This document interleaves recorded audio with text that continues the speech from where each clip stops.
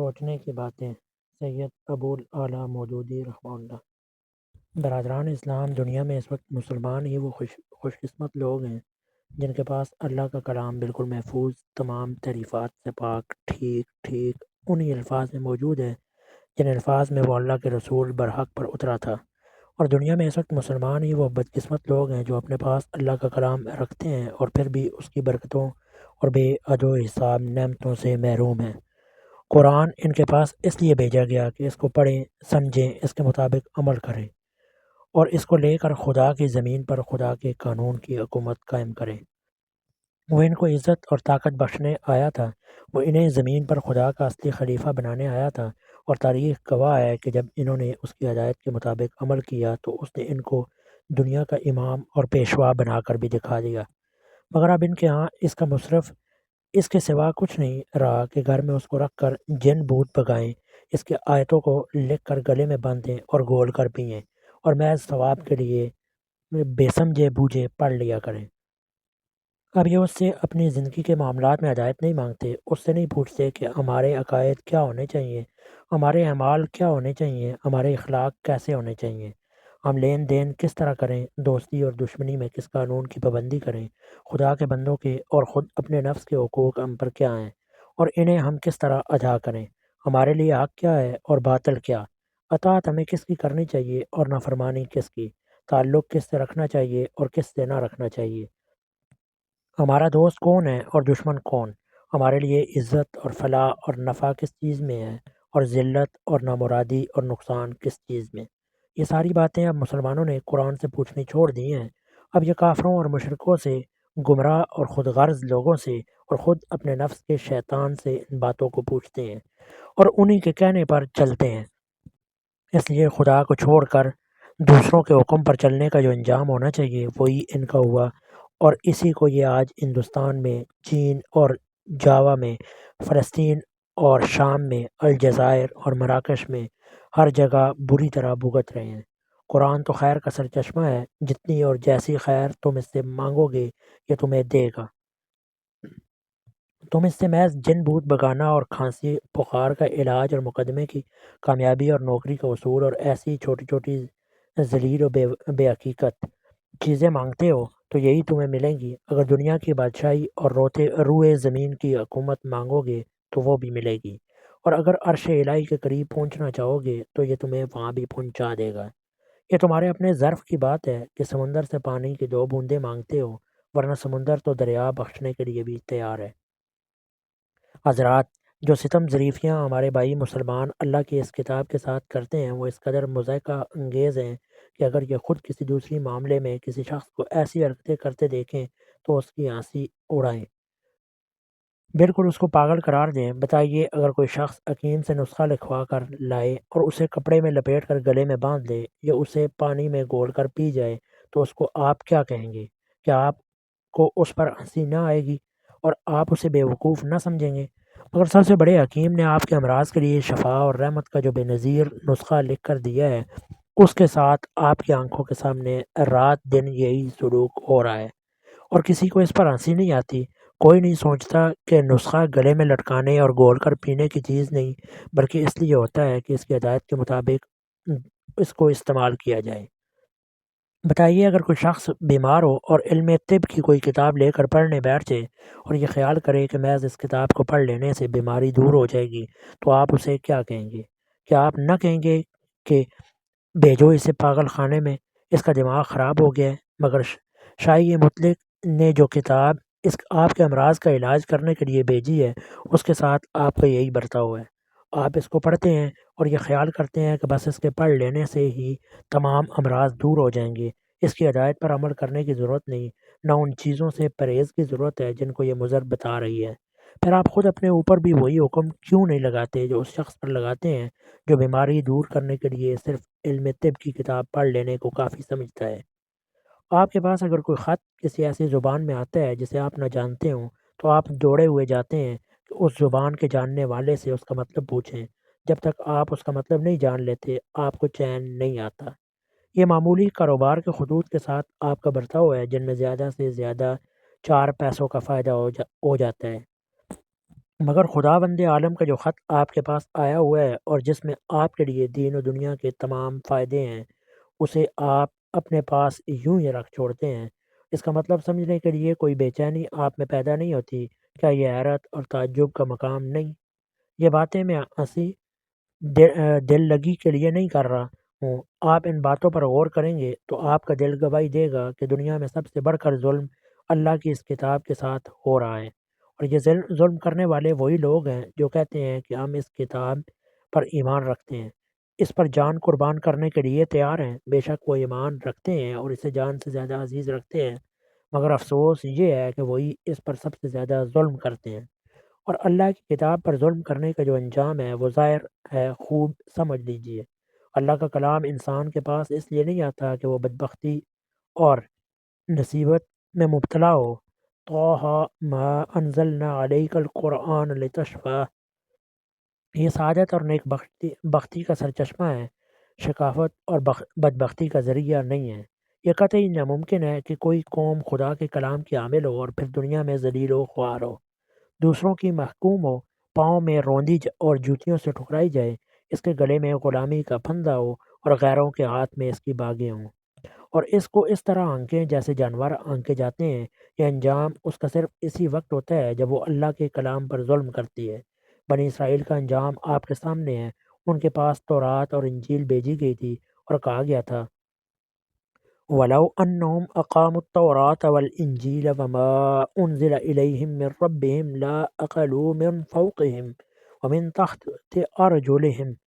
اگر وہ تورات اور انجیل اور ان کتابوں کی پیروی پر قائم رہتے جو ان کے پاس بھیجی گئی تھی تو ان پر آسمان سے رزق برستا اور زمین سے رزق ابلتا، مگر انہوں نے اللہ کی ان کتابوں پر ظلم کیا اور اس کا نتیجہ یہ دیکھا۔ ضربت علیہم الذلۃ والمسکنۃ وباءوا بغضب من اللہ ذلک بأنہم كانوا یکفرون بآیات اللہ ویقتلون النبیین بغیر الحق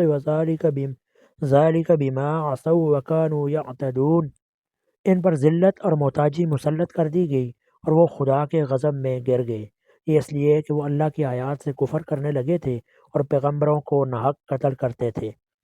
اور اس لیے کہ وہ اللہ کے نافرمان ہو گئے تھے اور حد سے گزر گئے تھے۔ پس جو قوم خدا کی کتاب رکھتی ہو اور پھر بھی ذلیل و خوار اور محکوم و مغلوب ہو تو سمجھ لیجئے کہ وہ ضرور کتاب الہی پر ظلم کر رہی ہے،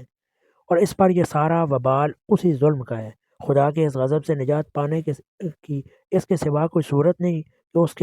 کی کتاب کے ساتھ ظلم کرنا چھوڑ دیا جائے، اس کا حق ادا کرنے کی کوشش کی جائے۔ اگر آپ اس گناہ عظیم سے باز نہ آئیں گے تو آپ کی حالت ہرگز نہ بدلے گی،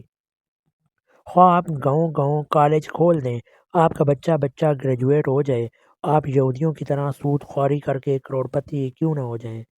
حضرات، ہر مسلمان کو سب سے پہلے جو چیز جاننی چاہیے وہ یہ ہے کہ مسلمان کہتے کس کو ہیں اور مسلم کے معنی کیا ہیں۔ اگر انسان یہ نہ جانتا ہو کہ انسانیت کیا چیز ہے اور انسان و حیوان میں کیا فرق ہے تو وہ حیوانوں کی سی حرکات کرے گا اور اپنے آدمی ہونے کی قدر نہ کر سکے گا۔ اسی طرح اگر کسی شخص کو یہ نہ معلوم ہو کہ مسلمان ہونے کے معنی کیا ہیں اور مسلم اور غیر مسلم میں امتیاز کس طرح ہوتا ہے تو وہ غیر مسلموں کی سی حرکات کرے گا اور اپنے مسلمان ہونے کی قدر نہ کر سکے گا۔ لہٰذا مسلمان کو اور مسلمان کے ہر بچے کو اس بات سے واقف ہونا چاہیے کہ وہ جو اپنے آپ کو مسلمان کہتا ہے تو اس کے معنی کیا ہیں۔ مسلمان ہونے کے ساتھ ہی آدمی کی حیثیت میں کیا فرق واضح ہو جاتا ہے، اس پر کیا ذمہ داری عائد ہو جاتی ہے، اور اسلام کے حدود کیا ہیں جن کے اندر رہنے سے آدمی مسلمان رہتا ہے اور جن کے باہر قدم رکھنے ہی سے وہ مسلمانیت سے خارج ہو جاتا ہے، چاہے وہ زبان سے اپنے آپ کو مسلمان ہی کہتا ہو۔ اسلام کے معنی ہے خدا کی اطاعت اور فرما برداری کے، اپنے آپ کو خدا کے سپرد کر دینا اسلام ہے۔ خدا کے مقابلے میں اپنی آزادی و خود مختاری ہی سے دستبردار ہو جانا اسلام ہے۔ خدا کی بادشاہی و فرما روائی کے آگے سر تسلیم خم کر دینا اسلام ہے۔ جو شخص اپنے سارے معاملات کو خدا کے حوالے کر دے وہ مسلمان ہے، اور جو اپنے معاملات کو اپنے ہاتھ میں رکھے یا خدا کے سوا کسی اور کے سپرد کر دے وہ مسلمان نہیں ہے۔ خدا کے حوالے کرنے یا خدا کے سپرد کرنے کا مطلب یہ ہے کہ خدا نے اپنی کتاب اور اپنے رسول کے ذریعے سے جو ہدایت بھیجی ہے اس کو قبول کیا جائے، اس میں چوں چران نہ کی جائے، اور زندگی میں جو معاملہ بھی پیش آئے اس میں صرف قرآن اور سنت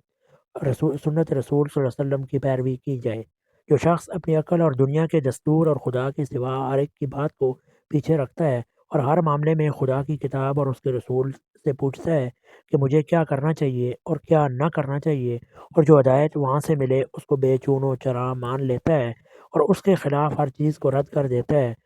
وہ اور صرف وہی مسلمان ہے، اس لیے کہ اس نے اپنے آپ کو بالکل خدا کے سپرد کر دیا، اور اپنے آپ کو خدا کے سپرد کرنا ہی مسلمان ہوتا ہے۔ اس کے برخلاف جو شخص قرآن اور سنت رسول صلی اللہ علیہ وسلم پر انحصار نہیں کرتا بلکہ اپنے دل کا کہا کرتا ہے،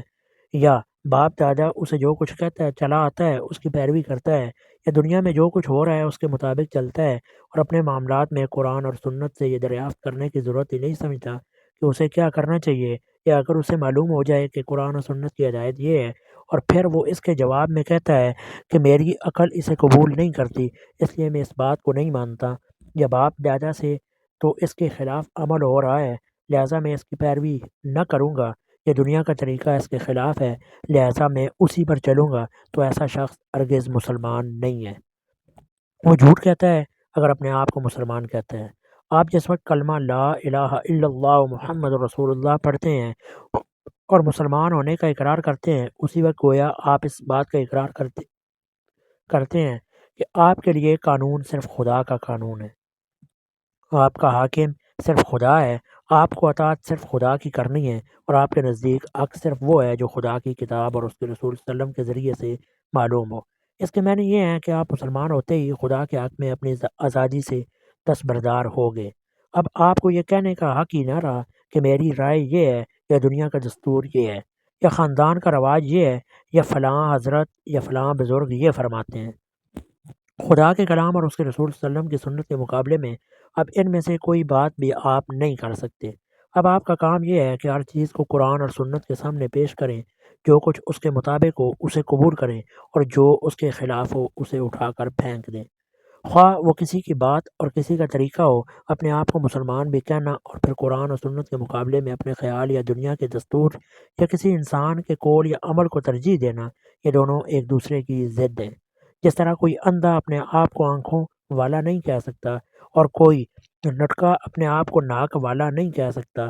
اسی طرح کوئی ایسا شخص اپنے آپ کو مسلمان بھی نہیں کہہ سکتا جو اپنی زندگی کے سارے معاملات کو قرآن اور سنت کے تابع بنانے سے انکار کرے، اور خدا اور رسول صلی اللہ علیہ وسلم کے مقابلے میں اپنی عقل یا دنیا کے دستور یا کسی انسان کے قول و عمل کو پیش کرے۔ جو شخص مسلمان نہ رہنا چاہتا ہو اسے کوئی مسلمان رہنے پر مجبور نہیں کر سکتا، اسے اختیار ہے کہ جو مذہب چاہے اختیار کرے اور اپنا نام جو بھی چاہے رکھ لے، مگر جب وہ اپنے آپ کو مسلمان کہتا ہے تو اس کو خوب سمجھ لینا چاہیے کہ وہ مسلمان اسی وقت تک رہ سکتا ہے جب تک وہ اسلام کی سرحد میں رہے۔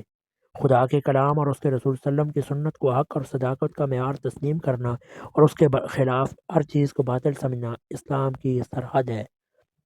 اس سرحد میں جو شخص رہے وہی مسلمان ہے، اس سے باہر قدم رکھتے ہی آدمی اسلام سے خارج ہو جاتا ہے۔ اس کے بعد اگر وہ اپنے آپ کو مسلمان سمجھتا ہے اور مسلمان کہتا ہے تو وہ خود اپنے نفس کو بھی دھوکہ دیتا ہے اور دنیا کو بھی۔ وَمَن لَّمْ يَحْكُم بِمَا أَنزَلَ اللَّهُ فَأُولَٰئِكَ هُمُ الْكَافِرُونَ، جو لوگ اللہ کی نازل کردہ چیز کے خلاف فیصلہ کریں وہی کافر ہیں۔ جزاکم اللہ الخیر۔